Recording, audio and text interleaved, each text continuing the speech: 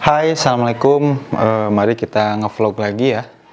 Vlog kali ini saya sambil beres-beres dan sambil siap-siap karena nggak kelihatan ya. Karena sekarang mau janjian sama kakak kelas ya.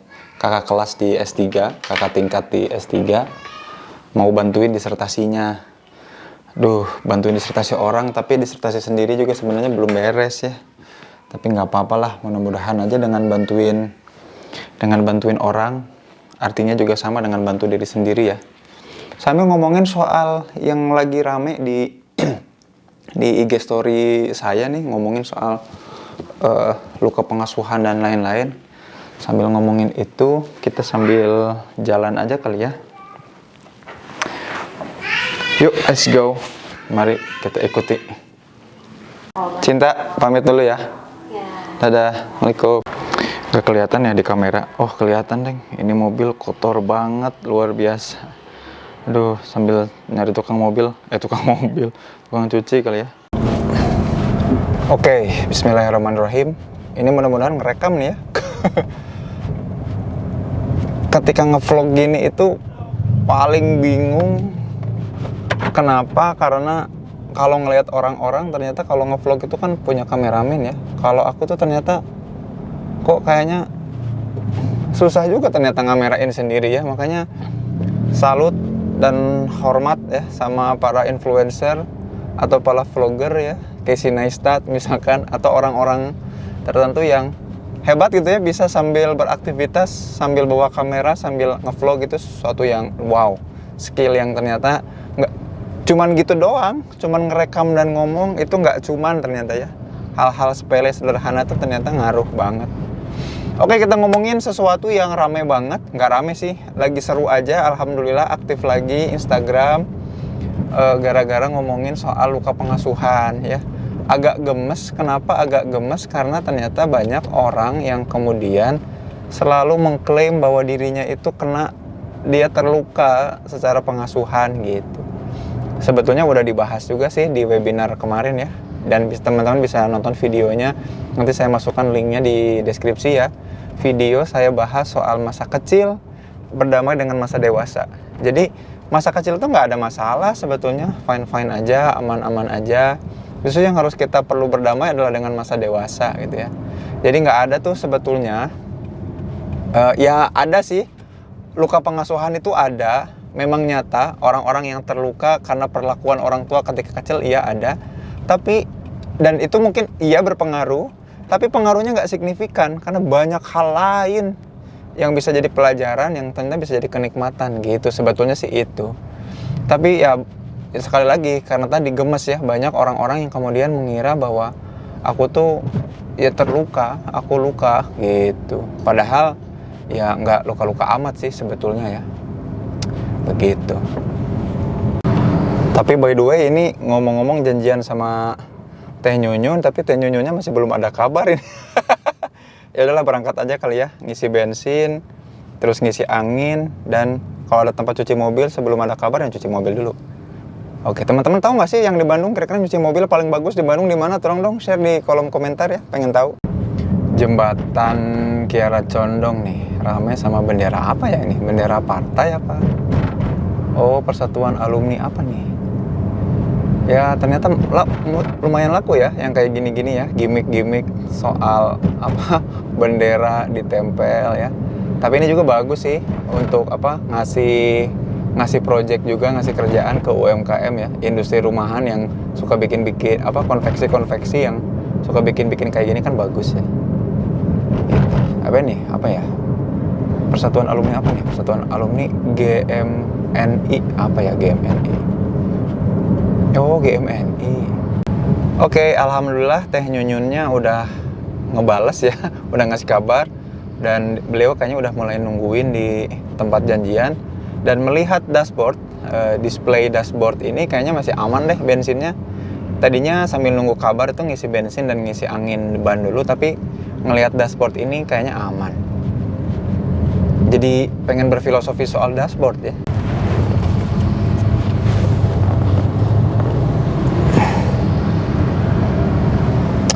Nah guys,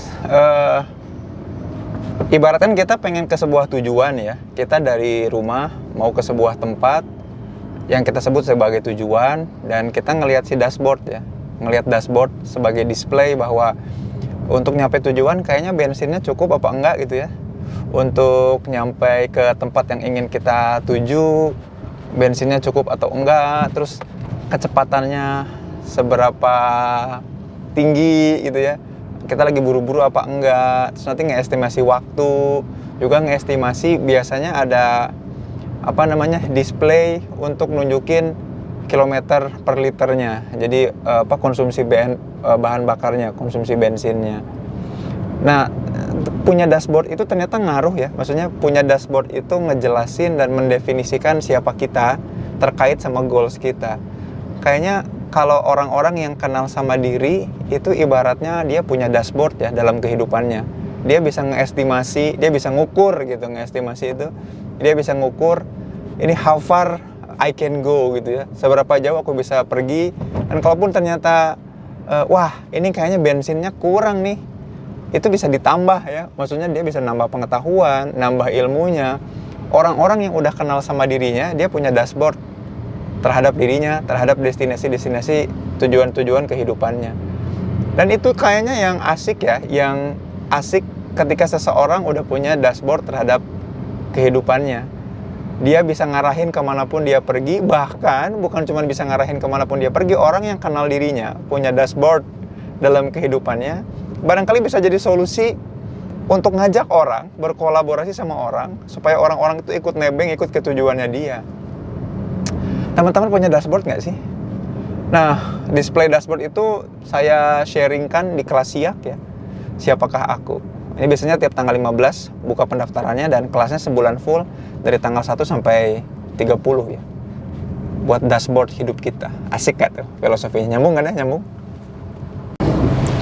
Oh iya guys, jadi tadi pagi itu aku ngelihat konten unik deh. Maksudnya ada orang bikin konten YouTube cuman kayak gini nih, nunjukin kamera yang dia tuh ngajak jalan-jalan kamera. Dia nggak ngomong, dia nggak apa, cuma nunjukin dia lagi jalan aja, dan itu durasinya juga lama loh, setengah jam, sejam gitu ya.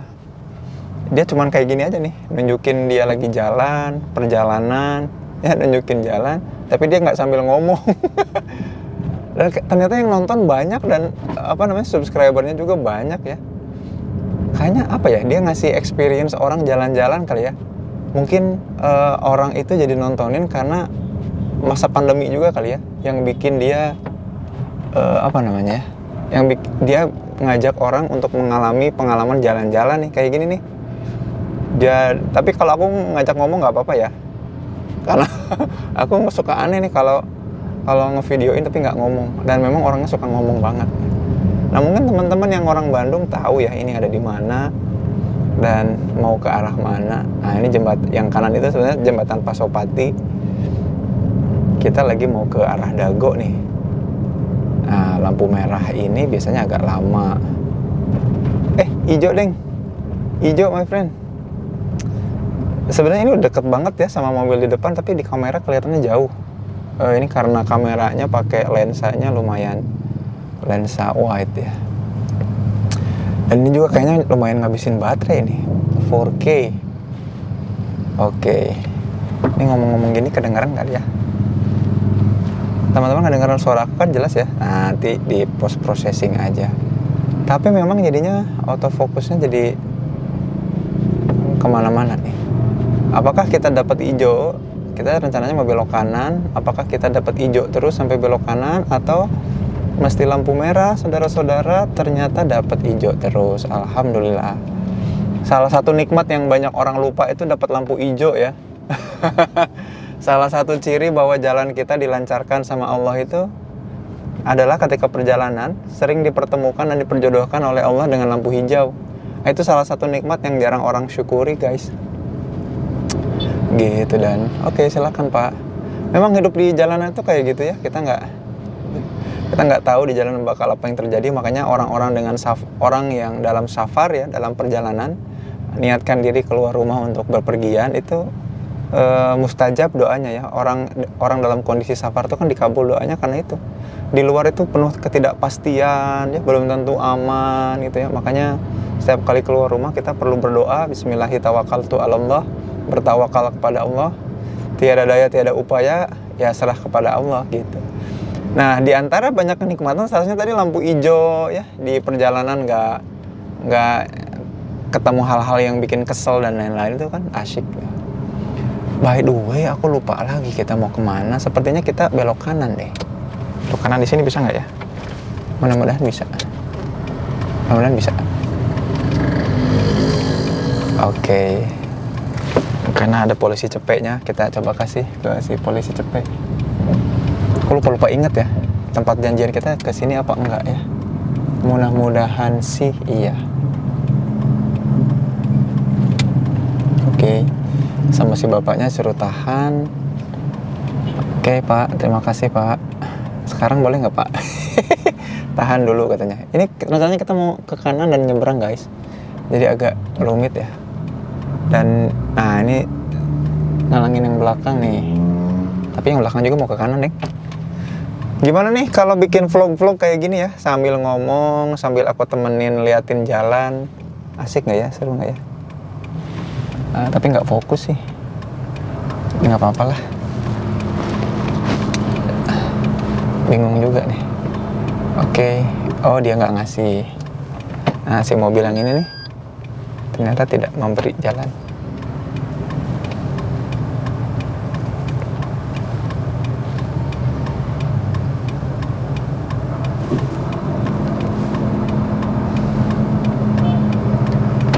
Bagaimanakah seharusnya sepatutnya memberi jalan, dan dia tidak memberi jalan karena oke, nggak apa-apa. Berarti kita mulai maju. Bismillah.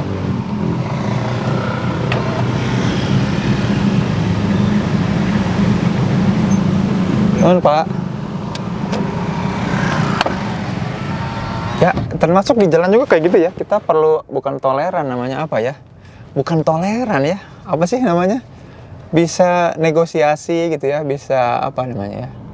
Bisa mengerti bahwa jalan itu kan hak bersama ya. Jadi kebanyakan orang tuh mikir kalau dia tuh yang paling berhak untuk jalan. Makanya teori Hardin, Gerhard Hardin itu bilang tragedy of the common. Orang tuh mikir kalau yang paling berhak untuk menguasai sesuatu yang milik publik adalah dirinya, karena ngerasa dirinya bagian dari publik. Jadinya ngerasa, wis gue nih yang berhak nih. Padahal enggak juga. Gitu. Oke, sepertinya kita udah nyampe ke tujuan. Dan dapat parkir nggak ya? Tree house.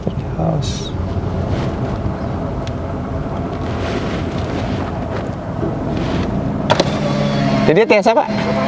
Ke tree house.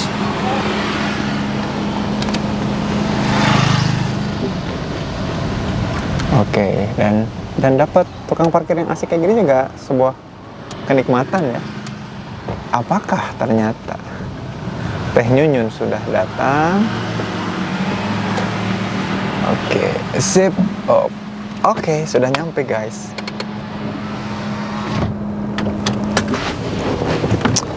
Nah, udah nyampe. Seperti yang teman-teman dengar tadi, aku lagi ada di tree house. Begitu. Bagaimana kalau bikin konten kayak tadi, seru nggak ya? Tapi aku nanya lu, Teh Nyunyun udah ada di sini apa belum? Nanti kita coba kalau udah di sini berarti enak ya, kita tinggal langsung aja. Assalamualaikum guys, alhamdulillah udah ketemu sama Teh Nyunyun nih. Buat teman-teman anak Unisba pasti tak kenal orang ini nih. Nah, beliau itu dosen di Unisba, Fakultas Psikologi Universitas Balad Allah Unisba. Teh benernya. Teh Nyunyun ini S1 Unisba ya Teh? Ya. S2-nya di Unpad, sekarang lagi S3 di UGM. Nih, aku mau belajar sama Teh Nyunyun ya, pengalaman ngerjain disertasi. Oke guys, sambil makan guys, lapar guys.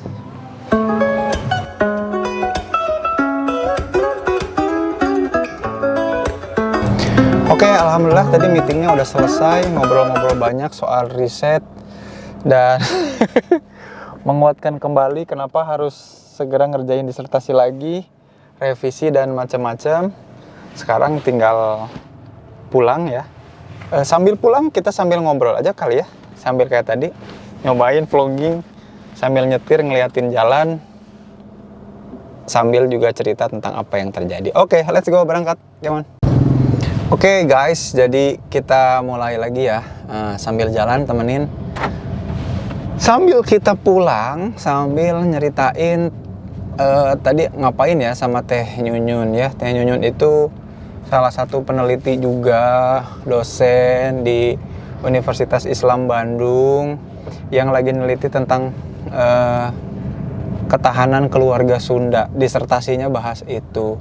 Kemarin baru seminar hasil, berarti sebentar lagi mau ujian tertutup, alias ujian satu lagi terakhir sebelum jadi doktor gitu. Dan aku diminta untuk jadi ya bantu-bantu untuk menganalisa, karena ternyata S3 itu ya, kalau kuliah S3 itu teman-teman itu kuliahnya kolaboratif, bukan kuliah. Karena ya kalau S1 S2 ada kuliahnya, kalau S3 tuh ternyata orientasinya memang research ya. Jadi kita nggak bisa nggak research, jadi bukan belajar di kelas ngobrol gitu, ternyata bukan kayak gitu.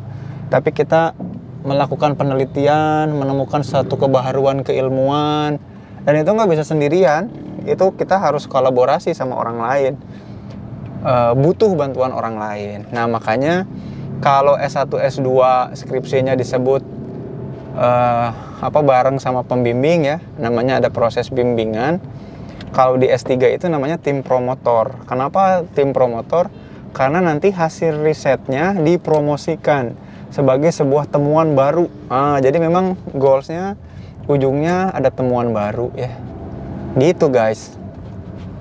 Maka ada tim promotor ya. Tim promotor tuh tim pembimbing. Jadi kerjanya itu ya bareng, collab sama promotornya. Termasuk juga butuh bantuan kolaborasi sama teman-teman yang juga jadi mahasiswa ya. Nah makanya Teh Nyunyun ini juga ngajak aku sebagai co-researcher untuk bantu nganalisis datanya, untuk bantu mikirin bagaimana ngedisplay temuan, bantu ngomongin soal pendekatan, bantu milihin metode penelitian, macam-macam ya. Memang proses S3 ini tidak semudah S1 dan S2 ya. Kalau skripsi kan gampang lah ya. Ini kenapa ngomong gampang, karena aku udah pernah ya skripsi, dan juga selama ini udah ngebimbing banyak skripsi ya, bisa dihitung puluhan lah ya, di atas 20 ya udah puluhan berarti gitu. Jadinya seru. Oh ya guys, ini jalan Gasibu ya, enak ya kalau kelihatan di kamera, sepertinya asri gitu ya. Mulai ada bangunan-bangunan gitu. Dan ya gitu. Dan tadi kita lagi ngebedah hasil akhir dari penelitiannya Teh Nyunyun ya. Ini bisa nggak ya kalau diginiin? Ini bisa nggak ya kalau digituin? Hasilnya kalau jadi begini begitu bisa nggak ya gitu. Jadi kita diskusi banyak tadi sama Teh Nyunyun soal penelitiannya. Juga tadi ketemu sama Widya ya. Widya itu juga salah satu asistennya banget Teh Nyunyun ya. Yang dia mahasiswa S1, mahasiswa Unisba yang udah jadi sarjana, sekarang sarjana psikologi, yang juga seneng dan banyak melakukan penelitian. Nah tadi aku ajak juga untuk ikutan riset ya, karena bentar lagi aku mau bikin yang namanya Makna.id ya, Makna Research Institute. Jadi sebuah lembaga riset. Di depan ada mobil Sirion juga nih, sama, cuman itu putih, kalau aku hitam. Ini lagi macet, posisi di Gasibu guys. Pengen nyobain nih vlog kayak gini. Coba shutter speednya kita turunin. Kita naikin. Oke, shutternya naik. Oke, fokus ke mobil. Nah ini lagi lampu merah. Posisinya nanggung karena aku mau belok kanan nih. Jadi sebetulnya ini menyilang. Ini memang posisi-posisi yang kayak aku ini, posisi-posisi yang paling nyebelin buat pengendara ya. Tapi kita akan belok kanan, dan makanya ngambil ke arah sini. Nih di mobil hitam ini nih, kalau teman-teman lihat di atasnya ada tulisan Pas Pampres. Apakah mereka Pas Pampres beneran ya? Tidak tahu ya. Oke, balik lagi ngomongin soal riset ya. Jadi dunia sekolah atau dunia akademik sekarang itu kayaknya nggak banyak juga ngomongin soal riset, teman-teman. Jadi kalau dunia pendidikan itu yang ngomonginnya pengajaran, bukan penelitian. Padahal kan dunia akademis ya, dunia ilmiah itu dunia di mana kita mencoba mengetahui sesuatu bukan cuma lewat pengajaran. Kalau pengajaran kan berarti ada orang yang tahu, kita dikasih tahu. Jadi ada orang yang tahu itu berarti guru punya pengetahuan, nah muridnya dapat pengetahuan dari guru. Nah padahal sebetulnya kalau menurutku sih ya, dunia ilmiah, dunia akademis itu dunia atau tempat atau lembaga di mana lembaga itu kegiatannya adalah sama-sama mencari tahu. Jadi prosesnya ya simultan, bareng-bareng, sama-sama mencari tahu sesuatu gitu loh. Jadi barangkali guru punya pengalaman untuk mencari tahu, tapi pengetahuan bukan datangnya dari guru. Jadi kita berkolaborasi, nyari tahu sesuatu tuh bareng-bareng. Maka penelitian jadi kunci ya, bukan cuma pengajaran. Nah sayangnya di dunia lembaga, di dunia pendidikan sekarang, di institusi-institusi pendidikan itu sepertinya penelitian itu jadi kurang seksi gitu ya. Orang-orang tuh nggak terlalu suka neliti. Makanya kayak guru atau dosen ya lebih sukanya ngajar aja lah, atau udahlah aku tuh pengennya cuma ngajar doang gitu, nggak usah lah neliti atau ngapain gitu. Padahal kan sayang banget ya kalau nggak sampai ikut neliti dan lain-lain gitu. Ya menurutku sih jadi mubazir aja, dan akhirnya orang-orang tuh gitu. Dan menurutku sih gini ya, menurut analisaku tuh kayak gini, gara-gara kemudian orang seringnya cuman prosesnya pengajaran, jadinya pola interaksinya tuh satu arah dan pikirannya tuh nggak kritis. Pikiran nggak kritis tuh maksudnya gimana ya? Jadi orang itu kemudian tidak terbiasa untuk mengkritisi sesuatu gitu ya. Kayak misalnya ya nerima informasi, kalau itu dari guru ya iya aja gitu. Terus atau kalau seseorang nge-share informasi lalu orang nyanggah dianggapnya, atau orang ngekritisi atau orang mempertanyakan dianggapnya nggak sopan gitu ya. Padahal ternyata proses kritis itu ya memang nggak terjadi di pengajaran kita yang satu arah, hanya bisa terjadi kalau kita suka dan sering melakukan penelitian. Maka penelitian itu jadi hal yang penting banget ternyata buat wilayah-wilayah akademis dan pendidikan kita.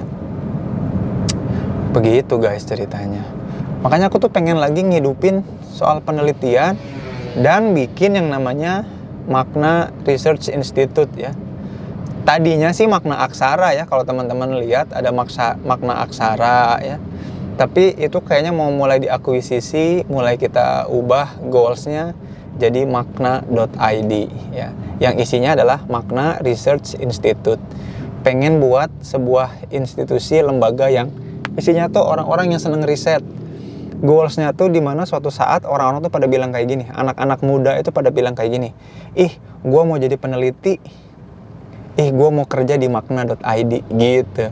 Dan makna.id itu jadi apa ya, top of mind-nya lah. Orang-orang tuh kalau inget riset pasti ya ingetnya makna. Jadi hal yang pertama kali terlintas di kepala atau terbersit ketika mendengar riset itu ya pengennya ya di makna itu, inginnya makna ke situ gitu. Saking sukanya, saking senangnya sama research ya. Walaupun sebetulnya memang tugas para dosen sekarang tuh kan 3 ya, namanya Tridharma perguruan tinggi. Artinya dia harus bisa ngajar iya, harus bisa riset iya, harus juga bisa ngajar iya, riset iya, pengabdian pada masyarakat juga iya. Tapi sayangnya nggak semua bisa melakukan itu. Makanya ada dosen-dosen yang cuma seneng ngajarnya doang ya. Ada yang dosen-dosen yang senangnya cuma neliti doang. Ada dosen-dosen yang ngabdi dan turun ke masyarakat doang. Padahal tiga-tiganya. Tapi kalau kenyataan di lapangan sih, kalau tiga-tiganya diambil, capeknya bakal capek banget, gila-gilaan. Gitu teman-teman. Makanya jarang ada orang-orang yang bisa betul-betul praktekin Tridharma perguruan tinggi ya. Karena susah, sambil ngajar, sambil neliti, sambil mengabdi kepada masyarakat itu juga lumayan. Begitu. Kita di Jalan Supratman nih.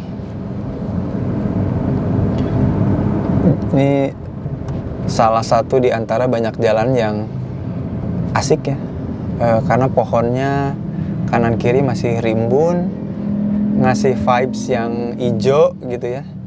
Itu Jalan Supratman. Selain ini yang asik tuh di Jalan Cipaganti paling ya. Kalau teman-teman lewat Cipaganti itu kan seru banget ya. Kayak hutan-hutan gitu. Bukan hutan-hutan ya, banyak yang hijau-hijaunya.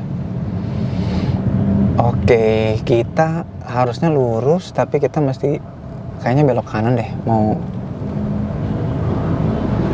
belok kanan bisa nggak ya? Oh bisa. Kita coba belok kanan karena aku mau ke pom bensin yang di Jalan Ahmad Yani ya. Sekalian ngisi ban.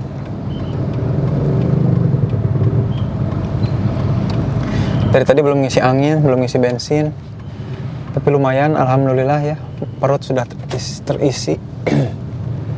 Jadi walaupun bensin belum terisi, yang penting perut sudah terisi dengan manis.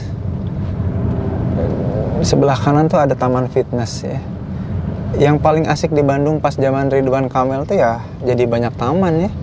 Taman-taman tematik, ruang-ruang terbuka. Kalau dulu Kang Emil sengaja katanya ruang-ruang terbuka tuh dibikin buat orang-orang berinteraksi. Semakin banyak ruang terbuka, semakin ada juga ruang orang untuk ketemu ya. Ketika orang ketemu kan dari asing jadi tahu jadi kenal karena interaksi. Betul, memang ada ruang-ruang interaksi. Memang sejak pandemi kan ya ruang-ruang interaksi kita terbatas ya, dan nggak tahu nih, aku juga jarang main ke taman-taman. Apakah masih seindah dulu atau jadi terbengkalai?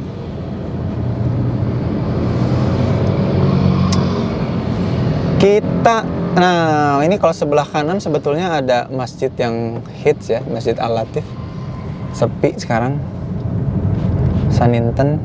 Tapi ini kita masuk ke jalan ke kiri tuh ke Anggrek ya. Ke belok kiri ke Jalan Anggrek, lurus terus ke Taman Pramuka Jalan Riau. Tapi kita nggak akan ke sana. Dan kalau teman-teman lihat nih, mulai padat ya, banyak motor karena sekarang udah jam 4:30.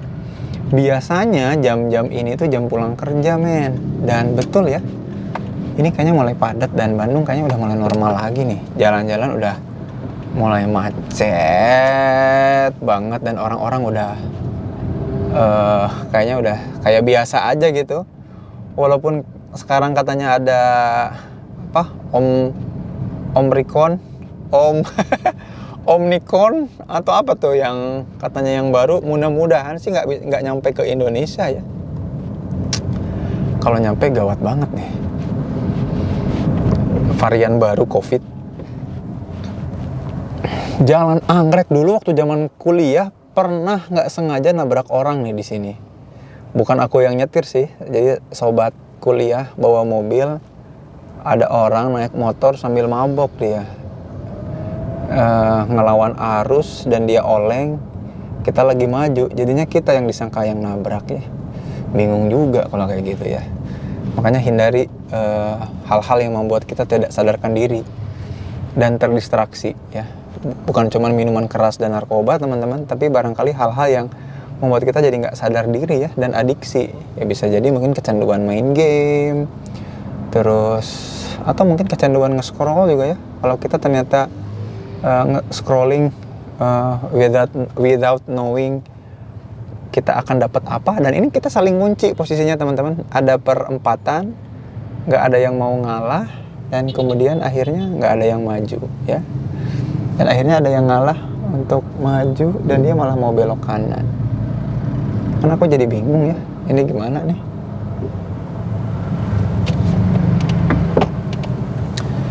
Oke, posisinya saling mengunci.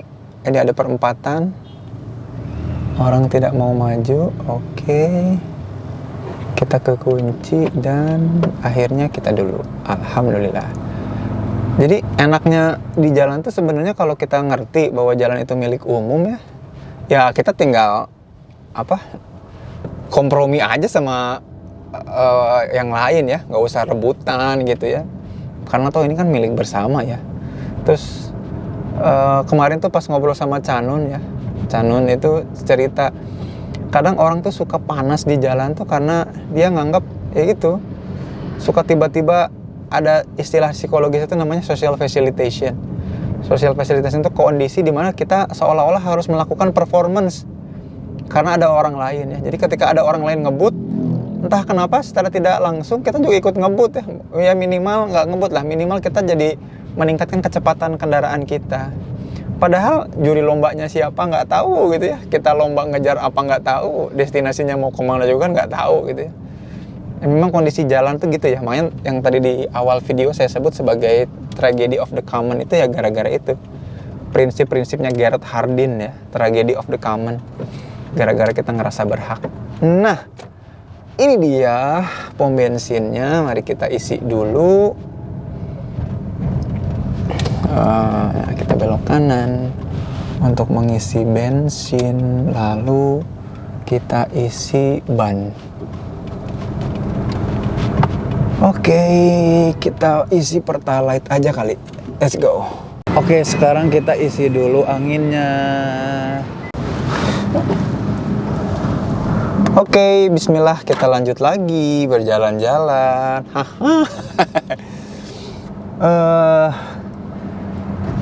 Ban udah diisi ya.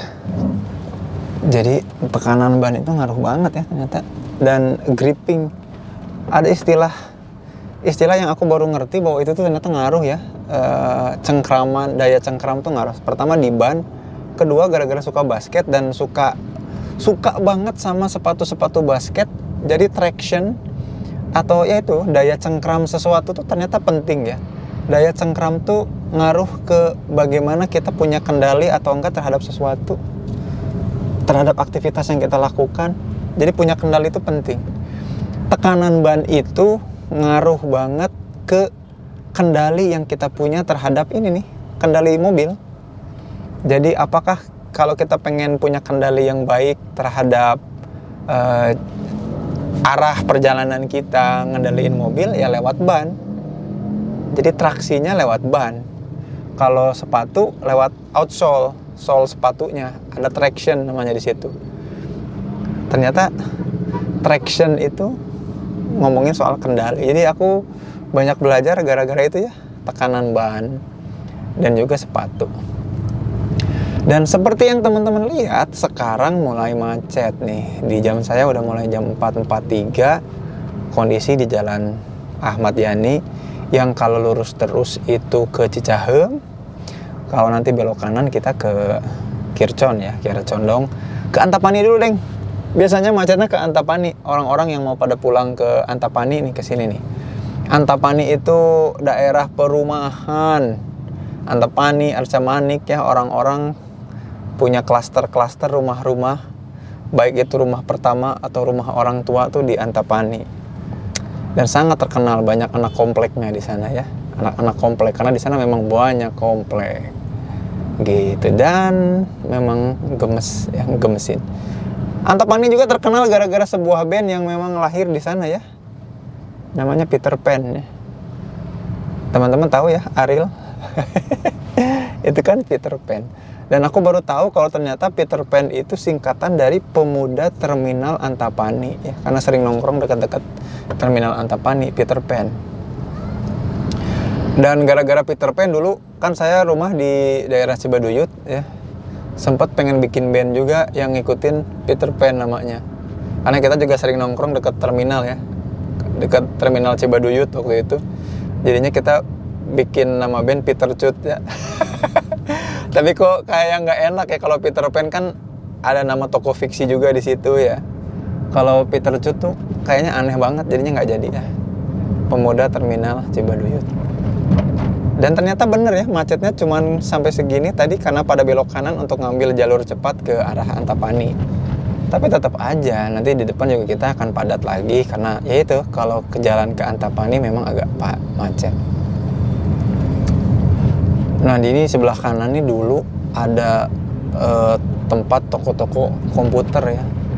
Jadi dulu kalau pengen yang murah meriah, itu ke sini nih dibanding BEC. Tapi sekarang BEC udah pilihan utama ya untuk elektronik. Alhamdulillah kita udah mulai kita ngobrol banyak ya sejauh ini. Vlogging kayak gini asik nggak ya? Nanti cek viewersnya aja deh.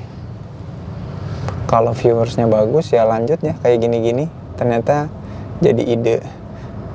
Tapi ini aku harus terima kasih sama nama YouTube-nya tadi yang aku nonton pagi-pagi.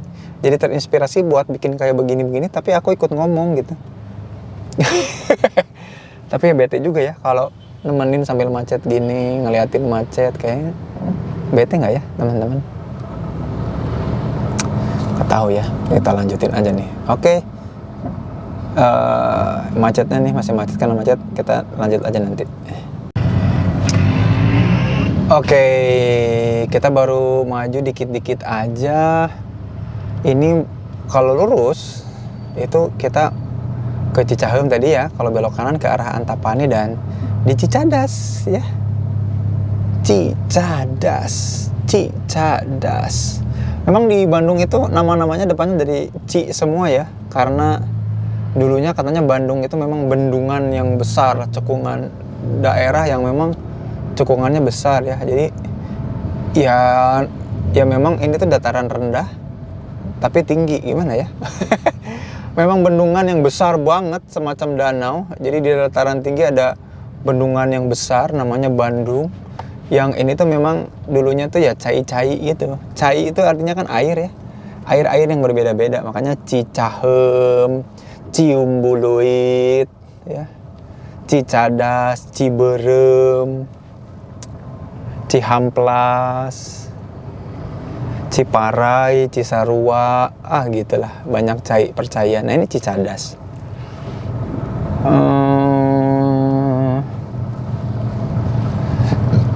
Dan banyak juga ini ya, danau-danau gitu ya, kayak situ-situ gitu.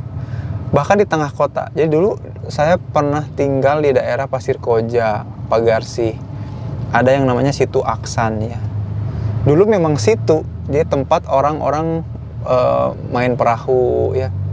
Tapi kemudian sekarang udah jadi dataran biasa aja, nggak ada tanda-tanda bahwa dulu tuh tempat pernah ada perairan di situ ya. Makanya sebenarnya wajar sih kalau curah hujannya gede ya, curah hujannya tinggi ya. Kemudian Bandung agak menggenang gitu, itu wajar banget. Dan memang terlepas dari kualitas jalan ya, pembuatan jalan ya, kualitas aspal gitu ya. Ya kalau memang curah hujannya tinggi dan besar, terus drainase nggak bagus ya sering bolong. Dan beberapa kali memang jadi ya semacam lelucon umum lah. Jadi kayak ini mah proyek tahunan nih benerin jalan. Tapi ya bisa jadi karena satu, curah hujannya tinggi. Dua, memang sejarahnya bahwa Bandung itu memang mudah digenangi air. Yang ketiga, sistem drainasenya nggak baik dan kesadaran masyarakatnya bisa jadi nggak bagus ya, jadi banjir juga ya. Bukan banjir lah, istilahnya menggenang lah. Tapi alhamdulillah nih di hari kemarin dan hari ini nggak hujan ya. Biasanya udah selesai zuhur ya, jam 12 ke atas tuh udah mulai hujan, sekarang enggak. Nah ini macet karena orang-orang pada mau belok ke kiri ya, ke Antapani. Sedangkan kita akan lurus ke arah Kiara Condong karena rumah saya di daerah Kircon, saudara-saudara. Sekarang sih namanya bukan Kircon ya, tapi Ibrahim Aji. Dan di belakang ada ambulan, sepertinya aku harus memberikan jalan.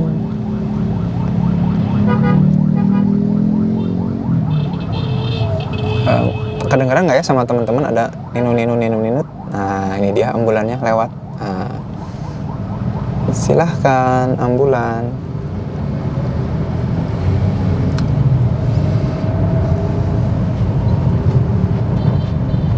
Gitu, Antapani ini lumayan ya, lumayan macet.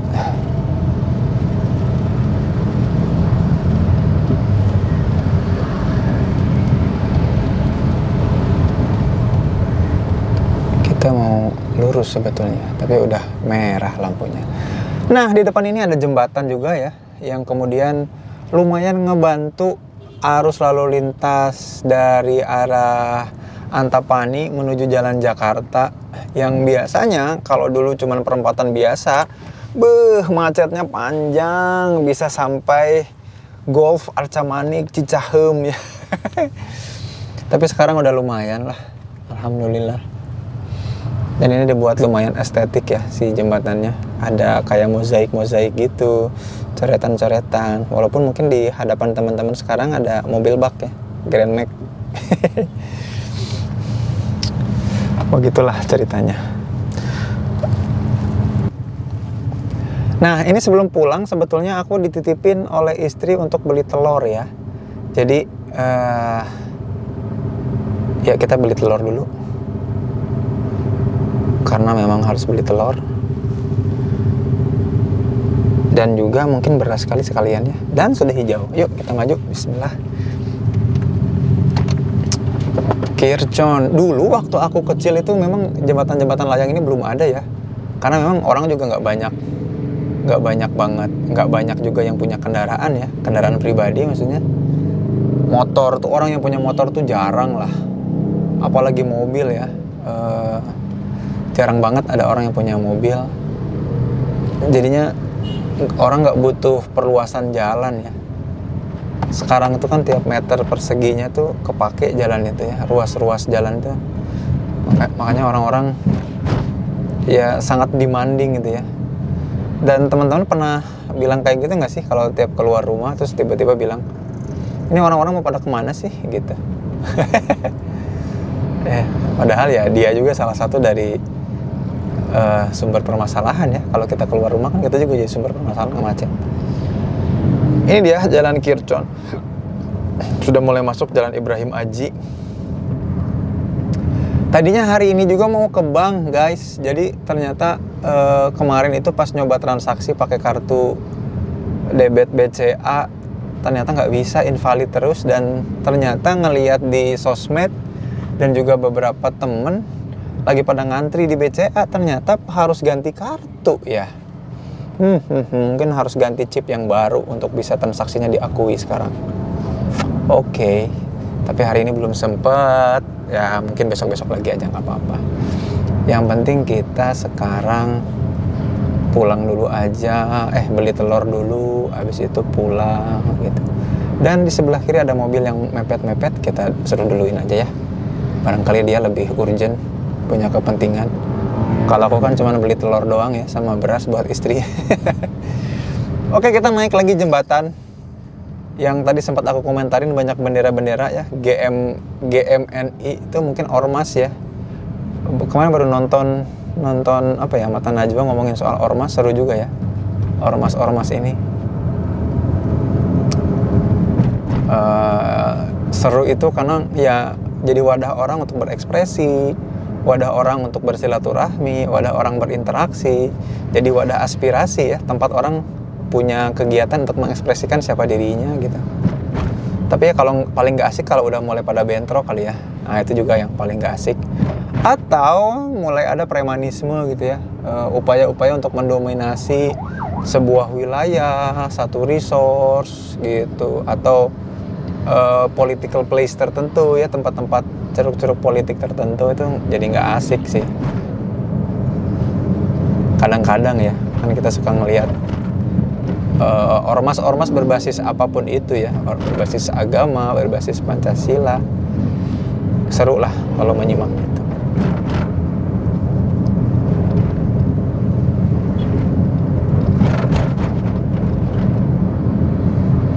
Sekarang naik flyover. Dan biasanya macet karena memang di bawah itu ada jalan berlubang ya. Sebelum perempatan itu ada jalan berlubang. Jadi setelah turunan ini, itu kita akan lewat ke perempatan dan banyak jalan berlubang. Gara-gara jalan berlubang itulah suka macet. Nah, kita akan beli telur di sebuah grosir telur yang berada di Jalan Kiara Condong ini ya.